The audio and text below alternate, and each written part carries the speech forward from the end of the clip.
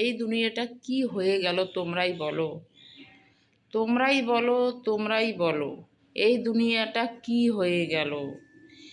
এই ফেসবুক, ইউটিউবে channel, social মিডিয়াতে লোকবাগ ইজ্জত রাখছে না।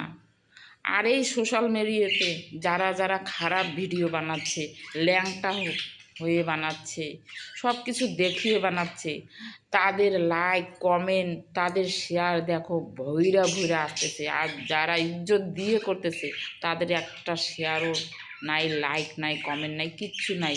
এই দুনিয়াটা কি হয়ে গেল?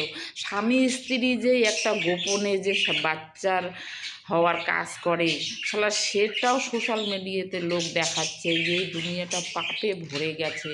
তোমরাই বলো, সোশ্যাল মিডিয়া তোমরাই বলো যে এই দুনিয়াটা পাপে ভরে গেছে। যারা পাপী তাদের ভরে ভরে হচ্ছে।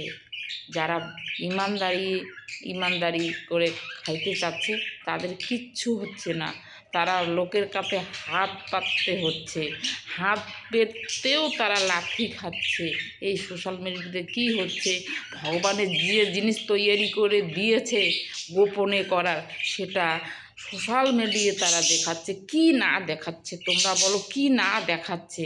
আজকাল আর টিভি ভিডিওতে দেখতে হচ্ছে না, এই সোশ্যাল মিডিয়া খুললেই তাদেরকে সব কিছু দেখা যাচ্ছে। বলো ঠিক বললাম কি না বললাম? বন্ধুরা, রাধে রাধে সবাইকে। আমি এই কথাটা তোমাদেরকে বলে রাখলাম।